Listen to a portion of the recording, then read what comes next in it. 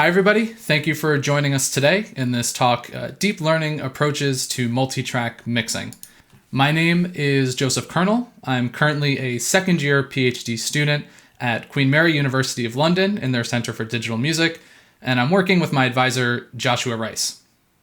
And hello, my name is Christian Steinmetz, and I'm also a PhD student at Queen Mary University in the Center for Digital Music.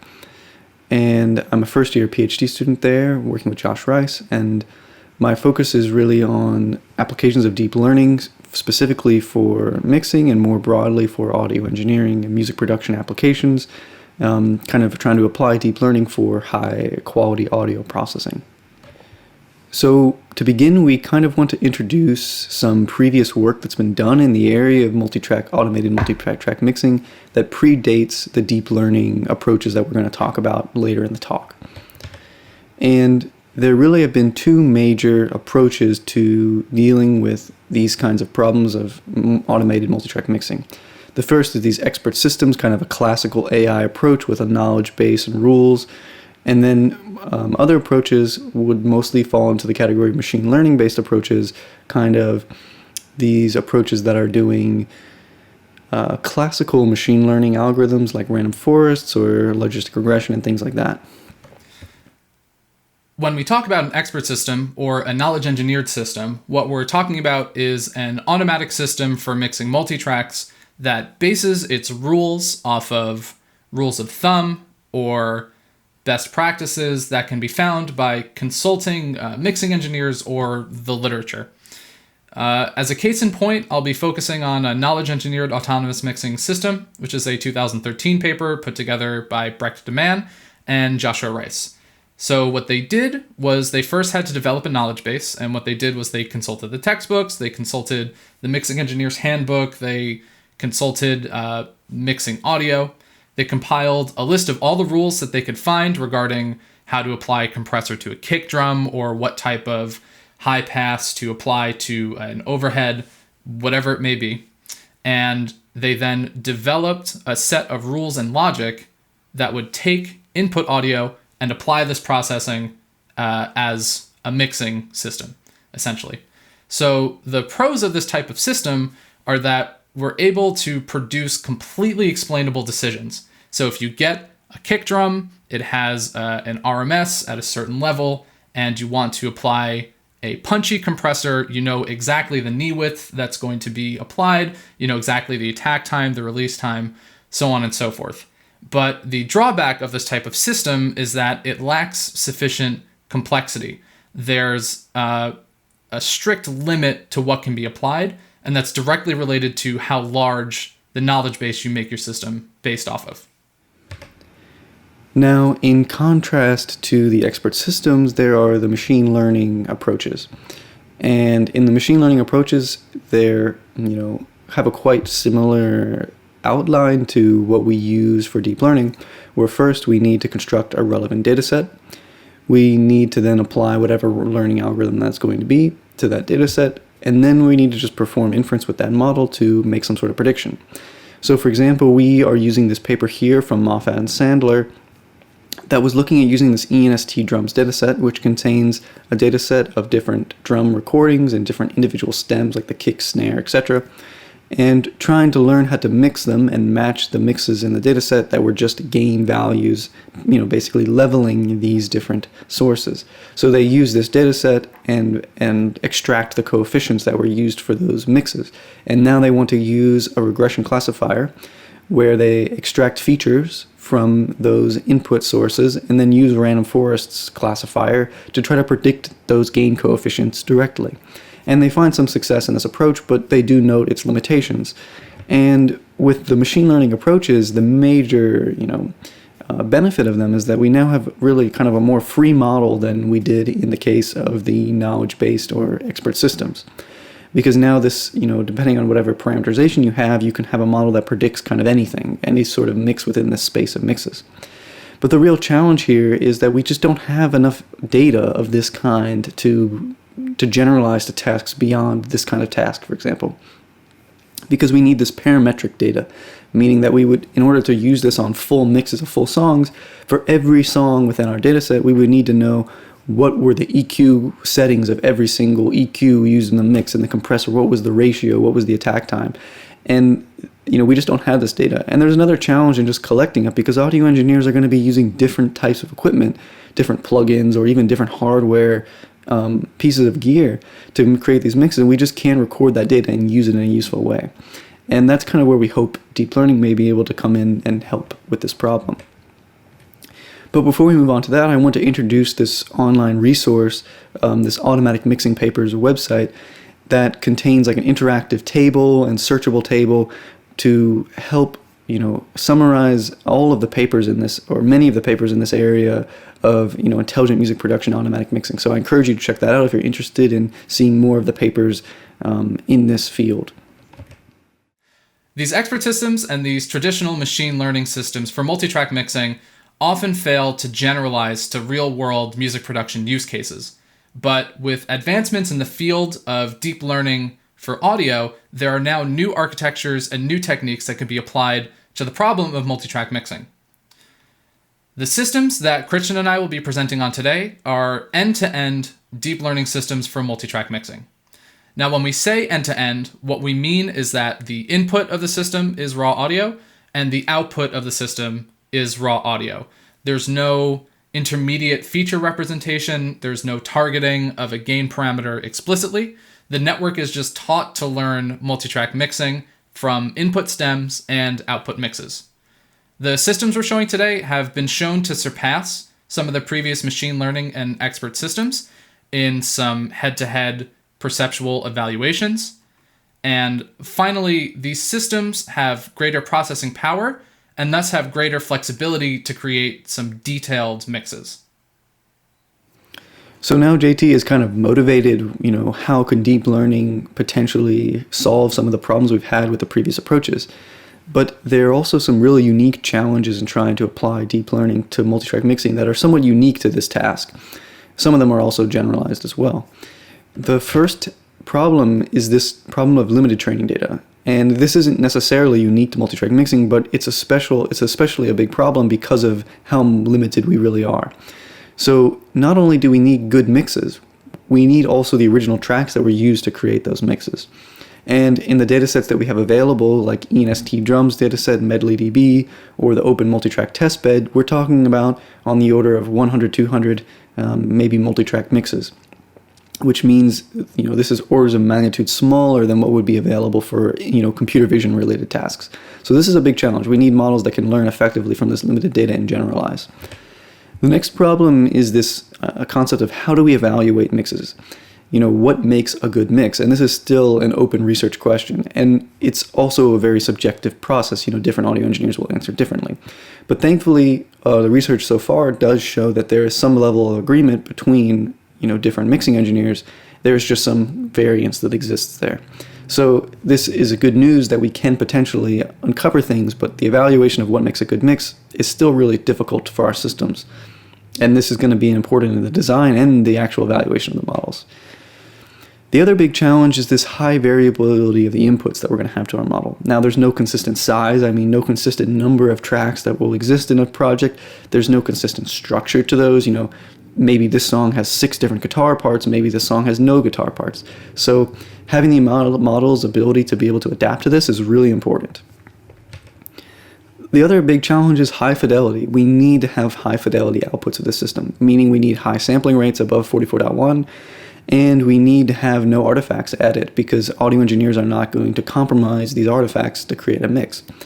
And this is currently kind of an unsolved problem in audio applications in deep learning because, a lot of these other approaches like, for instance, source separation or denoising or speech enhancement, they all are kind of having this trade-off between removing noise and adding their own artifacts. So we really need to be really cognizant of that when designing deep learning algorithms for multitrack mixing because we really need to ensure that we put a high stress on not adding any artifacts. And finally, there's this problem of user interaction because unlike a speech enhancement system, which maybe just produces a denoised output, we need this output to be able to be tweaked by the audio engineer because we've already established this is a very subjective task. So it's most likely that the mix that's produced isn't going to be the exact mix that the audio engineer wants. And to fix this, the audio engineer is going to need to be able to go in there and, adjust aspects. Maybe they want the vocal to be louder. Maybe they want more reverb or something like that. So this needs to be something that the user can tweak. And deep learning approaches by default, are probably just doing this mapping directly. And we would also need to consider, well, what are these parameters going to look like? How is it going to be controlled? So there's a lot of questions here. And, these are really interesting challenges, but also haven't really been talked about a lot in the literature yet. So we're hoping that these, in the future, we'll be able to have more and more ways to address these challenges. So to continue the talk, we want to introduce 3 different current deep learning approaches for multitrack mixing. The first is this WaveUNet for multitrack mixing, followed by this DDSP approach for multitrack mixing, and finally my approach that I've introduced, which is the differentiable mixing console. The first end-to-end multitrack mixing system that I'll be talking about today is the WaveUNet for mixing. But to begin, let's describe the WaveUNet. The WaveUNet is a convolutional neural network that was originally designed for a source separation task. The network gets its name from this U shape that you can see below me. There's downsampling blocks in yellow on the left and some upsampling blocks in green on the right. And what the network does is it uses these 1D convolutions in the downsampling blocks to come up with increasingly abstract representations of the input mixture audio. And each of these abstract feature representations is passed to the upsampling blocks on the right until eventually the original mixture input audio can be directly passed to the output of this feature map to infer what sources are making up the mixture audio. Given the success of the WaveUNet for a source separation task, Marco Martinez, Dan Stoller, and Dave Moffat decided to reverse the WaveUNet for a mixing task.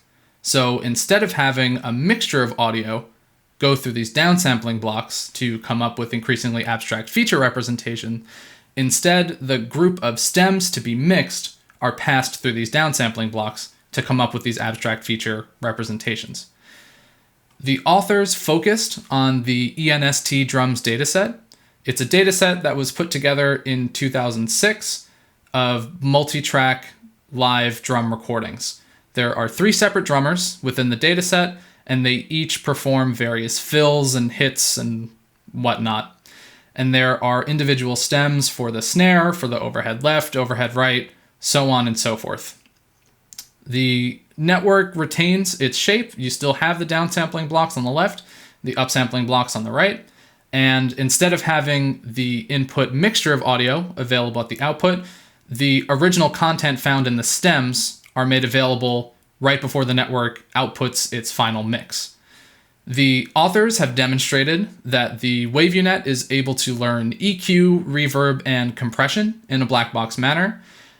And the authors were also able to show that the mixes produced by the WaveUNet were preferred over traditional ML mixes and some other grounded theory approaches as well. So this is an end-to-end system because it takes its input stems and its output mixes. It's not targeting compressor values. It's not targeting EQs. It's just targeting the mix given the stems. The authors have an upcoming publication in the Journal of the Audio Engineering Society, so keep an eye out for that. And the authors have also open sourced their code available at that link in the bottom left-hand corner. The next system that I'll be talking about is DDSP for multi-track mixing. DDSP stands for Differentiable Digital Signal Processing.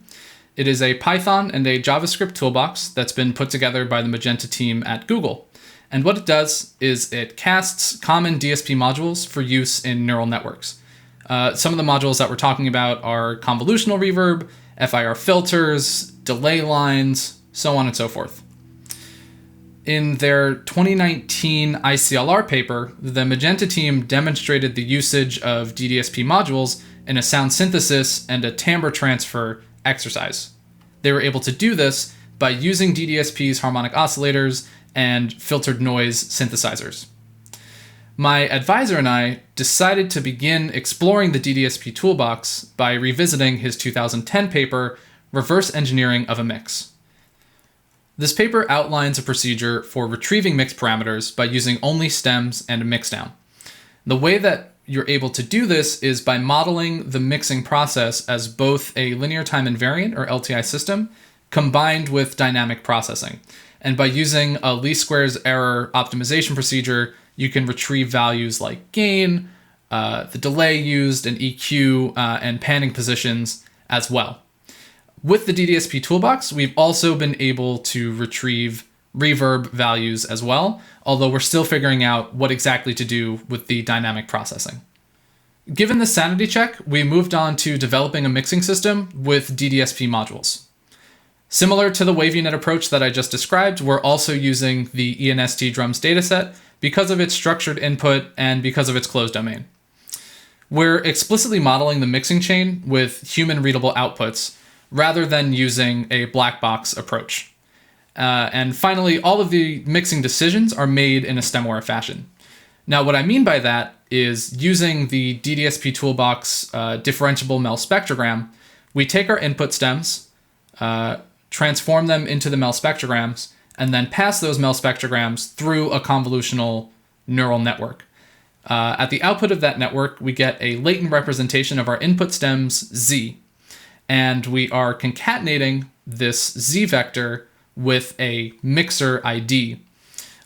Each mixer ID is associated with a different mix of the ENST drums dataset. So it's our hope that we can develop a unified architecture that can output several mixes given one set of trained weights. The processing of this network is done on a frame-by-frame basis, and as it currently stands, the network takes 2 seconds of audio at a time, sampled at 16 kilohertz. What we have here is a partial demo of our system in action. What you can see on the left is a time-varying EQ that's applied to the first tom, and on the right you can see a time-varying convolutional reverb. The mixing system makes its mixing decision based on 2-second batches of input audio, so you can expect to see the EQ and the reverb change once every 2 seconds.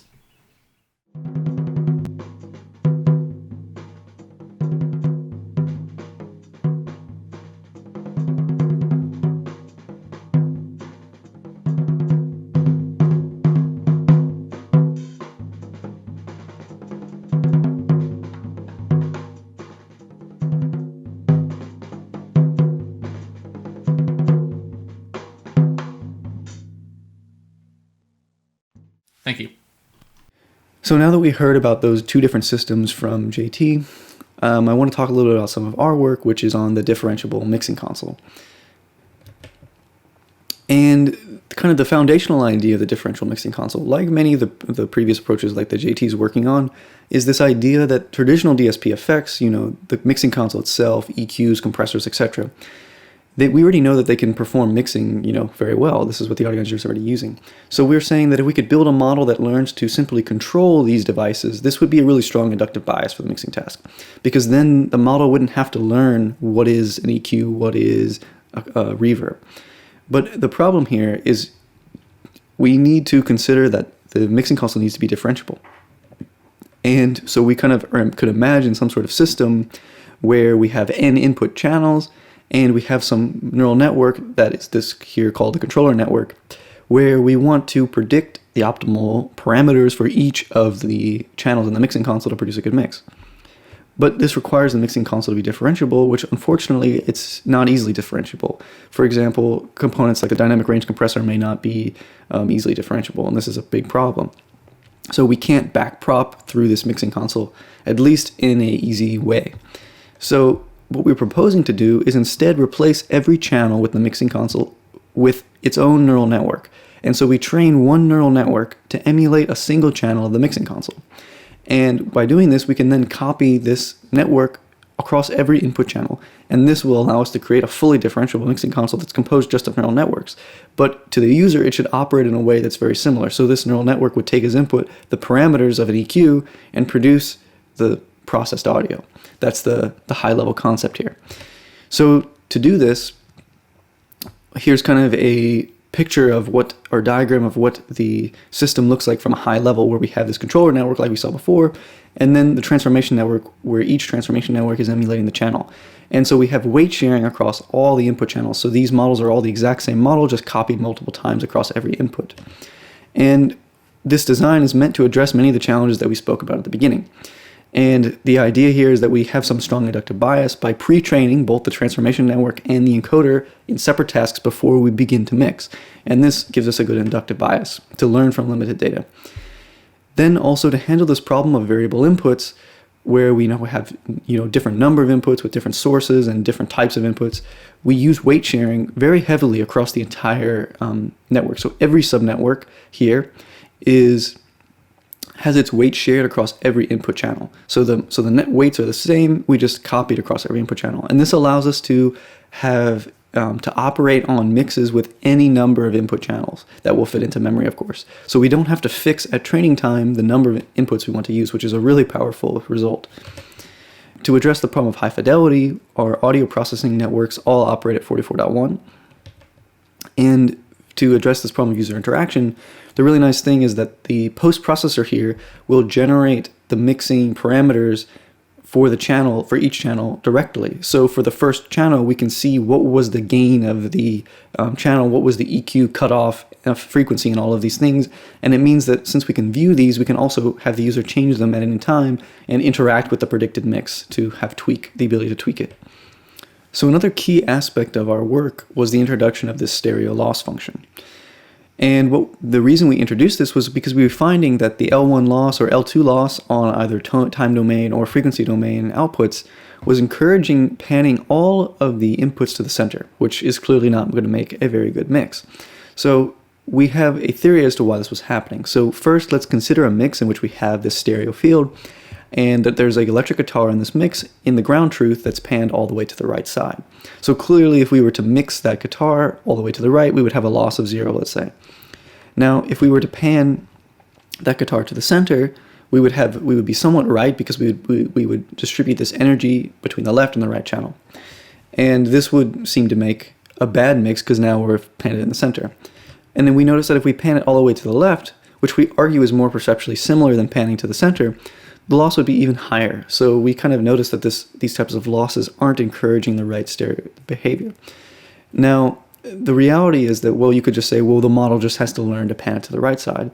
But the problem here is that when using a complex data set like MedleyDB, you can say there's really no way for the model to know that this guitar would be panned to the right. It sees many different mixes. Sometimes the guitars are panned to the left, sometimes they're panned to the right. So how could it know beforehand that in this particular mix, the ground truth, the audio engineer chose to pan this guitar to the right? It can't know, essentially. So to minimize its loss, it just always predicts the center, because this will balance out across all the training examples. And this is not perceptually relevant. So we want to design a stereo loss function that addresses this to generate realistic mixes. So to do this, we introduce this, sum and difference kind of stereo loss function, where we transform the left and right channels to these new signals called the sum and difference signals, which we just take by adding and subtracting the time domain signals. But that doesn't solve the problem completely. Now what we have to do is apply the multi-resolution STFT loss, which is basically just some distance in STFT space with multiple different STFT window sizes. And we use the magnitude only to make this difference, to measure the difference between them. And this removes the phase component, which is what's encoding the hard left and right information. So what this does is it achieves an invariance to the stereo orientation, this left-right orientation. So now if you take a mix and flip the left and right channels, you will get the same exact error as if you had them the other way around. And we find that this, helps us basically learn realistic mixes on a complex data set like MedleyDB. And this kind of addresses somewhat this problem of evaluation of mixes, because now our loss function encourages realistic mixes, whereas the traditional loss function, doesn't. So in order to evaluate our systems, we performed some perceptual evaluations. We had 16 different audio engineers listen to different passages mixed by our system, as well as some other systems. We look at both a wave UNet system and both these kind of baselines, in the orange, the mono, and in pink, the random. So mono is just a monophonic sum of the input channels, and random is a random gain and panning that was chosen between some bounds for all of the inputs to kind of generate another type of mix that's, we found that random mixes could often be good because it panned things around, which is better than mono, but it could often also be very bad if it pans important elements all the way across the stereo field. So in the first case, we're looking at this ENST drums dataset like the previous works looked at, which is 8 channels. And in this case, we have our transformation network only predicting the gain and panning, so it's not doing anything more complicated than that. And we find that across the board, we pretty much, in almost all the cases, outperform the baseline mixes. And we also outperform the WaveUNet. And we found that from listeners, we got feedback was that the WaveUNet model here was penalized so much because the transpose convolutions in this network were adding artifacts that the audio engineers very heavily rated poorly. And also, we find that in some passages, our method, the DMC, outperforms the target mixes, for example, in B and in D. So this also is some good results for our method in the gain and panning case. But this case of the gain and panning and the ENST drums isn't that hard overall. We're kind of interested in, can we actually learn from a more complicated data set like MedleyDB? So we trained another model on MedleyDB with 6 channels. And here, in addition to gain and panning, we also have the model predicting EQ, compressor, and EQ here is a parametric EQ with 5 bands and a reverb. And what we find here is that there's a lot more variability in the results now, but we still find that we often outperform the mono and random baselines. And in this case, our DMC model has to work a lot harder because the other models, like the random, is not applying EQ or compression, so it's a lot easier for it to not mess up, whereas the DMC now has a lot of methods for messing up. We also find that the WaveUNet completely fails to be trained on this MedleyDB dataset. And it just, even after training for the same amount of time, it basically never converges and outputs just noise and distortion. And we posit this is because of the complexity of the types of tracks that are in MedleyDB and this idea of having to swap them around. You don't know if the guitar is going to be on the first track in MedleyDB, for example, because there's no defined taxonomy. So this is a big problem. And basically we find here that our model is able to perform decently well. So in conclusion, our approach, the DMC, differential mixing console, is able to learn to produce mixes that exceed those baseline approaches we talked about from uncurated multitrack mixing data like from MedleyDB, and it's doing that by looking just at the waveforms of the mixes without any knowledge of the underlying parameters. And this is a really good result. And we're pretty happy about this, and we're interested in seeing where this will go with bigger models and more data, essentially. To wrap up our presentation, what's next?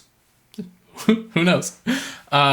These systems are all relatively young, and especially in terms of the field of automatic mixing, these end-to-end neural network approaches are all incredibly young. And there's still a lot of problems that need to be addressed in terms of the size of data sets that are necessary to train these networks, the quality of these data sets, the variety of these data sets, so on and so forth.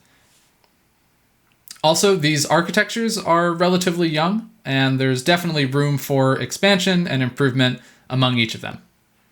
As a quick plug, at Queen Mary, we maintain a data set of mix evaluations, so if you would like to take part, please reach out, because the more data we have, the better these systems are going to be.